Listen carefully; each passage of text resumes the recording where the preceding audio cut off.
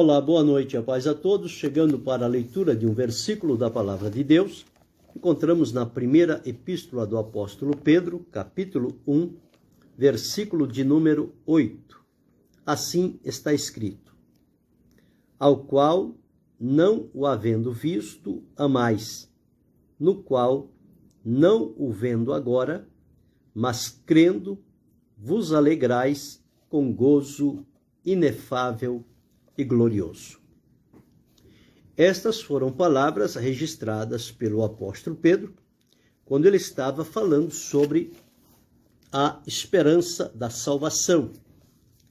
Lembrando que Pedro estava escrevendo para os irmãos, os estrangeiros, que foram dispersos no Ponto e habitavam em cidades como Galácia, Capadócia, Ásia e Bitínia. Então, estes irmãos, como que dispersos, não ficaram sem o cuidado de Deus para eles. Deus utilizou-se do apóstolo Pedro para instruí-lo a escrever esta carta com estas orientações para que aqueles irmãos tivessem de Deus a orientação necessária. Isto prova que Deus não desampara, nem abandona aqueles que o servem. O cuidado de Deus é um cuidado responsável. Isso prova que Deus importa-se com o ser humano, importa-se com aqueles que professam o seu nome e o servem com dedicação, amor e alegria. Então Pedro começa escrevendo, enaltecendo a Deus Pai, em razão de ele ter operado, através do seu Filho Jesus, uma obra poderosa que culminou com a salvação dos pecadores, oferecida a eles com base no sacrifício de Jesus. Então ele começa dizendo o seguinte: bendito seja o Deus e Pai de nosso Senhor Jesus Cristo. Então, Deus e Pai de nosso Senhor Jesus Cristo, que, segundo a sua grande misericórdia, nos gerou de novo, quer dizer, o novo nascimento, para uma viva esperança pela ressurreição de Jesus dentre os mortos. Então, a ressurreição de Jesus é um ponto fundamental, é um estabelecimento pelo qual nós fomos gerados de novo e nasceu em nós, após esta regeneração, o novo nascimento, esta viva esperança, motivada, sim, pela ressurreição do Senhor Jesus. E não somente isso. Aqui começou o trabalho de Deus na nossa vida, através deste novo nascimento. O novo nascimento acontece a partir do momento em que ouvimos a palavra de Jesus, cremos na palavra que nos é dada com base no sacrifício de Jesus, olhamos para a nossa condição de pecador perdido, nos arrependemos da vida que estamos levando, concordamos com a palavra de Deus que estamos distante da presença de Deus, fora da comunhão, longe da salvação. Mas em Jesus nós podemos ser aproximados. E ao chegar a Jesus, ele nos atrai pelo seu amor, ele nos perdoa, nos liberta, nos transforma, nós desfrutamos tudo isto, a libertação plena da nossa vida, porque nós estávamos debaixo de uma condenação eterna. Mas através da salvação por Jesus, esta condenação torna-se nula. E a palavra de Deus diz: portanto, agora, nenhuma condenação há para os que estão em Cristo Jesus, que não andam segundo a carne, mas segundo o Espírito. Então, estando em Cristo, regenerados por ele, Deus abençoe a irmã Vanessa, regenerados por ele, nós temos acesso a presença de Deus, temos a alegria de desfrutar paz, comunhão, sermos justificados diante do Senhor em razão dos pecados dantes cometidos. Agora, Deus nos justifica com base no sacrifício de Jesus. Isso significa que Jesus pegou os nossos pecados, levou sobre o seu corpo ao madeiro e lá identificou-se conosco, cravando-os na cruz. Feito o sacrifício, aceito e aprovado por Deus com justiça, Deus então decide pegar a justiça praticada por Jesus e implantar na nossa vida. E aí nós somos declarados justos diante de Deus. E o resultado desta nossa justificação é que nós passamos a desfrutar de paz com Deus. Esta paz que não é a paz que o mundo dá, mas é a paz que Jesus disse: a minha paz vos dou, não vou lá dou como o mundo a dá. Não se turbe nem se atemorize. A paz oferecida por Jesus é diferente da paz do mundo. A paz do mundo, eles fazem paz armando-se para a guerra e peleja e contratempos. A paz de Jesus, você pode estar em meio a um rebuliço, a tantos acontecimentos contrários, mas manter-se em paz, porque a sua vida está agora centrada em Deus através de Jesus. E ele diz-nos o seguinte: depois de sermos gerados de novo, nós somos reconduzidos por Deus, no versículo 4 diz, para uma herança incorruptível. Ainda nos tornamos herdeiros. Paulo, escrevendo aos irmãos da cidade de Roma, ele diz que nós somos herdeiros de Deus e co-herdeiros com Cristo. E aqui ele diz, para uma herança que é incorruptível, incontaminável e que não se pode murchar. Então, a nossa herança, ela não está na terra, porque as heranças, os bens e as riquezas que adquirimos aqui na terra, eles estão sujeitos aos ladrões, à ferrugem ou à traça. Seja madeira, seja metal, ou seja, valores. Cada um tem o seu fim assegurado. Bens de valores, os ladrões levam. Metais, a ferrugem come. E madeira, a traça destrói. Então não se segura nada. Então a herança da terra, ela não é de valor duradouro. Deus abençoe a irmã Doraci. Mas diz-nos aqui que a nossa herança, ela não se corrompe. Ela é incorruptível. Então não tem como ela ser corrompida. E diz, incontaminável. Ela também não se contamina. E mais ainda, e que não se pode murchar. Quer dizer, não perde o seu aspecto. A herança de Deus permanece sempre bem viva, incorruptível, incontaminável. Então ela não é frustrante, porque ela não está sujeita a estas circunstâncias que acontecem na vida aqui na terra. Agora, observe, esta herança é incorruptível, incontaminável e não se pode murchar. Eu disse que, havendo na terra, está sujeito a ladrões, a ferrugem e a traça. Mas esta herança de que Pedro nos fala, para a qual Deus nos condicionou, ela está guardada nos céus para vós.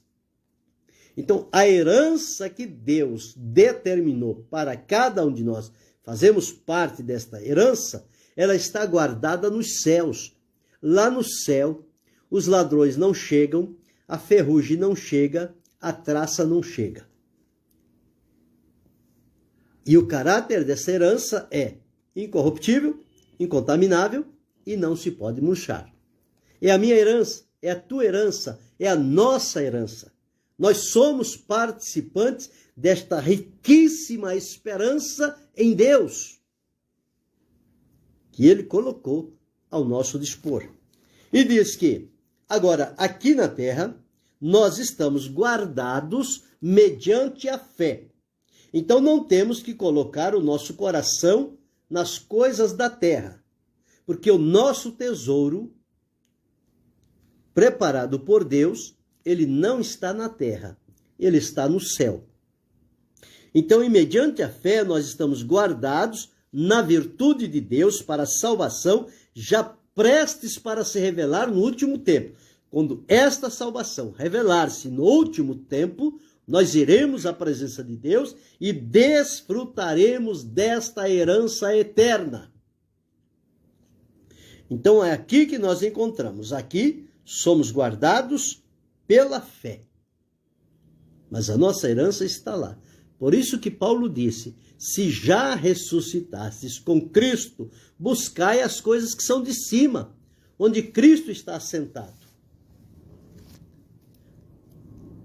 Se já ressuscitaste, pensai nas coisas que são de cima e não nas coisas que são da terra.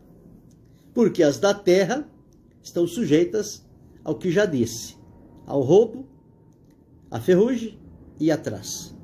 A do céu está isenta de todos esses percalços. Mas aqui encontramos, nós agora na terra, precisamos viver de tal maneira, crendo e confiando em Deus, para sermos guardados mediante a fé que o próprio Deus gerou dentro do nosso coração. A fé procede de Deus, por meio de Jesus. A fé vem pelo ouvir, o ouvir pela palavra de Deus. A fé é o firme fundamento das coisas que se esperam e a prova das coisas que se não veem. E para nós termos contato e comunhão com Deus, é preciso ter fé. Porque o escritor de Hebreus disse, sem fé é impossível agradar a Deus, porque é necessário que aquele que se aproxima de Deus creia que ele existe e que é galardoador dos que o buscam. E de Jesus está escrito, olhando para Jesus, o autor e o consumador da nossa fé. Então a nossa fé nasce, cresce, se desenvolve, aperfeiçoa em Jesus, por meio de Jesus.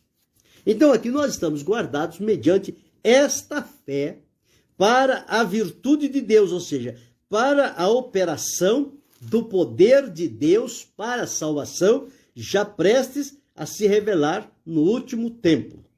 A palavra de Deus diz que em esperança nós somos salvos. Esta salvação da nossa vida concretizar-se-á no momento em que Deus nos chamar para o encontro com Ele. E aí então se concretizará a salvação e começaremos a viver a realidade da vida eterna que nos foi prometida. Nós aqui na terra não vivemos a vida eterna. Nós vivemos vida espiritual de comunhão com Deus. Mas a vida eterna nós vamos viver na eternidade. Por isso que ela é eterna. Uma vida sem fim. E que está para se revelar no último tempo. E nós entendemos que já estamos nos últimos tempos. Então, a qualquer momento, pode acontecer este chamado de Deus para cada um de nós, ou para todos coletivamente, os que estão salvos por Cristo Jesus, para irmos à presença do Senhor. Então diz, em que vós grandemente vos alegrais. Então, em saber disto, tudo quanto Deus fez em nosso favor, isso deve brotar no nosso coração o quê? Uma grande alegria. Aquilo que os anjos disseram aos pastores com o nascimento de Jesus. Novas de grande alegria. Então vos alegrais, ainda que agora, no tempo presente, enquanto estamos vivendo a nossa vida física aqui neste mundo, sendo necessário que estejais por um pouco contristado com várias tentações. Lembrando que tentação não é pecado. Tentação é uma prova da nossa fé. O pecado é quando cede à tentação, quando obedece à tentação. Aí comete-se o pecado. Mas a tentação em si não é pecado. É um teste, é uma prova da nossa fé. Então veja, para que a prova da vossa fé, que ela é muito mais preciosa do que o ouro que perece e é provado pelo fogo. Ora, se o ouro que perece é provado pelo fogo para tirar-lhe as impurezas, a nossa fé, a prova da nossa fé, ela é muito mais preciosa do que o ouro. Então, o valor da nossa fé é incalculável. O valor do ouro é altíssimo, mas a nossa fé, diz a palavra, é muito mais preciosa do que o ouro. O ouro perece, é provado pelo fogo, mas que a nossa fé provada se ache em louvor e honra e glória na revelação de Jesus Cristo.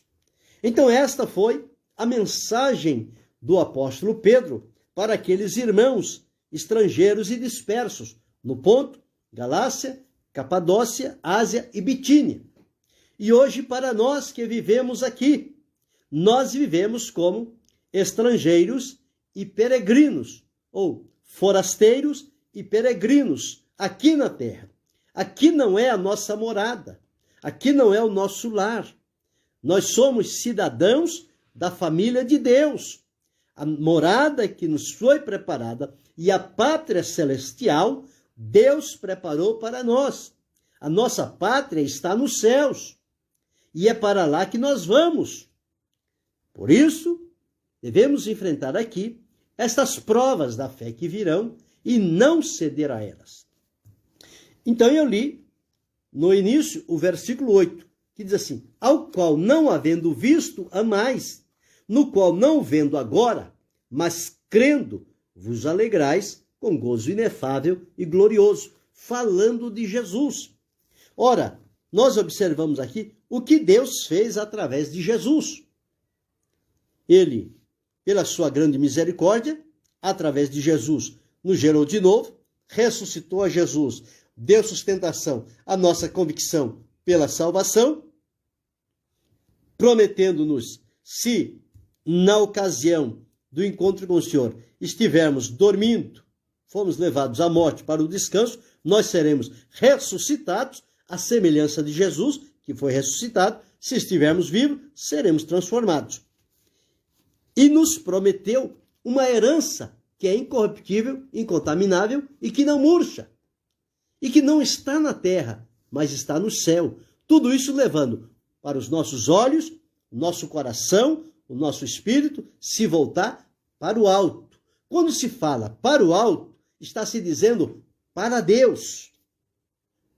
Toda boa-dade, todo dom perfeito vem do alto, do Pai das luzes, em quem não há mudança, nem sombra de variação. Ninguém, ao servir a Deus, pode dizer coisa alguma se do alto não lhe for dado. Então observe que todas as coisas boas, permanentes e eternas estão nos céus. E nós estamos ainda na terra, mas iremos para o céu. Os salvos por Cristo Jesus irão com certeza para o céu. Eu não posso faltar. Você não pode faltar. Você também não. Nenhum de nós. Precisamos estar firmes e assegurados pela palavra de Deus para estarmos presentes lá diante do Senhor, nosso Deus. Então, falando-se de Jesus, nós não o vimos fisicamente. Quem viu Jesus foram os apóstolos, tiveram com ele, participaram com ele do seu ministério. A partir dali, os demais nem o viram Jesus. Só ouvimos falar dele.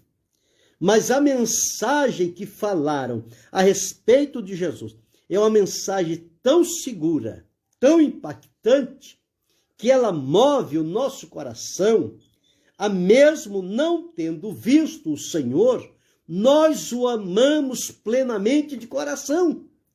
E a palavra de Deus diz, nós amamos a Ele porque Ele nos amou primeiro. Então, o amor dele por nós nos atraiu a devotarmos o nosso amor por Ele.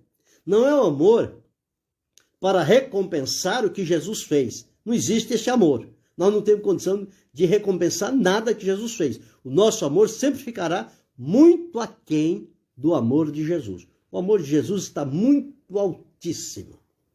Nós não conseguimos calcular a altura, a profundidade, o comprimento e nem a largura do amor de Deus através de Jesus. Mas nós o amamos dentro da nossa condição. Então, não o havendo visto, amais.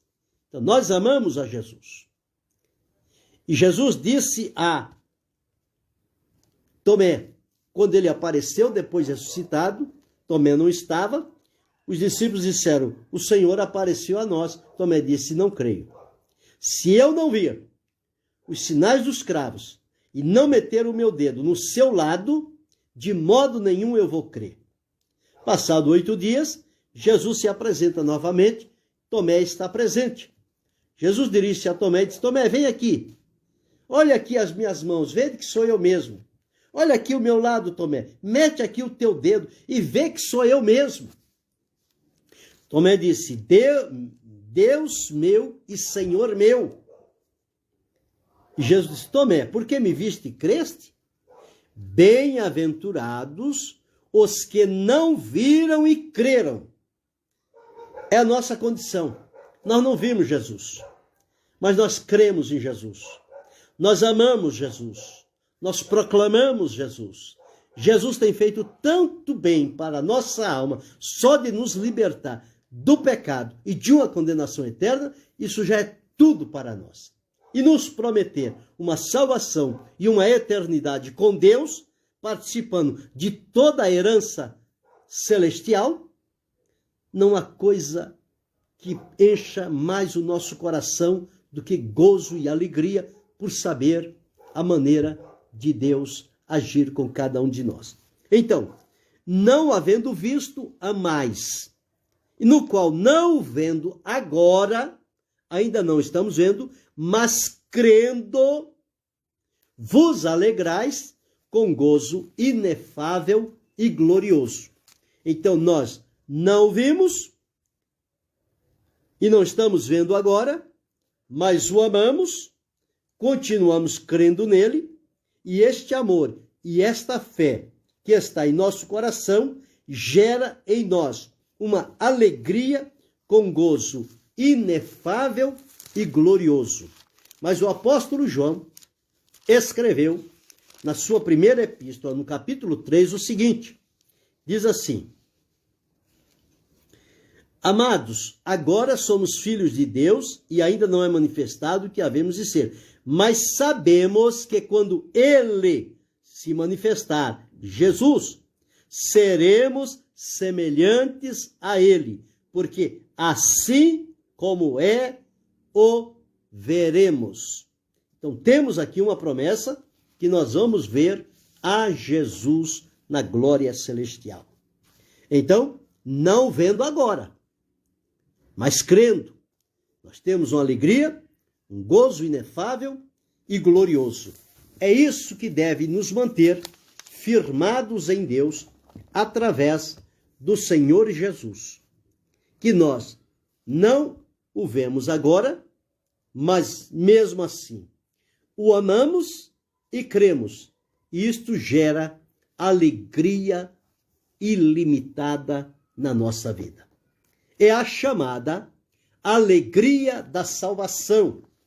Quando o salmista Davi transgrediu contra Deus e arrependido confessou ao Senhor, ele disse, não retires de mim o teu Espírito Santo e torna a dar-me a alegria da tua salvação. Esta salvação que foi preparada por Deus e realizada por Jesus é confirmada no meu, no teu, no nosso coração pelo Espírito Santo que nos é dado. E o segredo de paz, de comunhão, de alegria, de convicção, de salvação, tudo isso são resultados da perfeita e maravilhosa obra realizada por Jesus. Então, a nós compete agora, não havendo visto, mas amando, não vendo agora, mas crendo. E por amar e por crer, isto vai promover em nós alegria. Vivemos com alegria no Senhor. Ele é a fonte maior da alegria do nosso coração, a garantia da nossa salvação. Por ele, nós temos que vivermos aqui, embora que com tentações, com a nossa fé provada, mas não ceder à tentação e não renunciar à fé, mas atravessar por toda a prova que seja necessária, porque do outro lado da prova, na nossa fé, a prova dela vai se achar em louvor e honra e glória na revelação de Jesus Cristo. É assim que eu preciso viver. É assim que você precisa viver. É assim que cada um de nós precisamos viver na presença do Senhor. Se você não tinha pensado nisso, a partir de hoje comece a pensar. Você não o vê, mas você o ama. Você não está vendo agora, mas você continua crendo nele. E nada pode abalar a tua fé em Jesus Cristo. Ela é o fundamento seguro no qual você pode estar certo de que pela fé e a demonstração do seu amor em Jesus, que produz alegria no seu coração, lhe garante para o encontro com Deus, muito perto de acontecer. O salmista, o apóstolo Pedro disse aqui, já prestes para se revelar no último tempo. O último tempo é este que nós estamos vivendo. João, quando escreveu, disse, filhinhos, é já a última hora. Então as coisas estão mais perto do que nós podemos imaginar.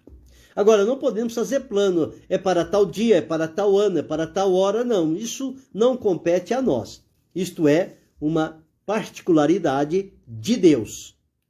O dia e a hora está com ele. Eu não preciso saber. Eu preciso estar pronto e preparado hoje, porque eu estou esperando para hoje. Não estou esperando para amanhã, para depois, para daqui a 10 anos. Eu o aguardo para hoje. Porque o hoje, Deus me permite viver. O ontem eu não posso fazer nada. O amanhã eu não tenho nenhuma força sobre ele. Não está em meu poder. Mas o hoje Deus me deu. Então hoje eu creio, hoje eu amo, hoje eu acredito. Quando o amanhã se tornar realidade, ele vai se tornar o hoje. Eu vou continuar crendo. Todos os dias da minha vida eu vou continuar amando e crendo. E por amar e crer, eu vou ter alegria e gozo no meu espírito, na minha alma e no meu corpo. E vou professar com gratidão e alegria o nome e os feitos do Senhor Jesus em favor da minha vida e em favor de tantos por este mundo afora que têm sido alcançados como resultado da obra salvadora de Jesus. Esta é a nossa reflexão desta noite. Não o havendo visto, amais. Não o vendo agora, mas crendo.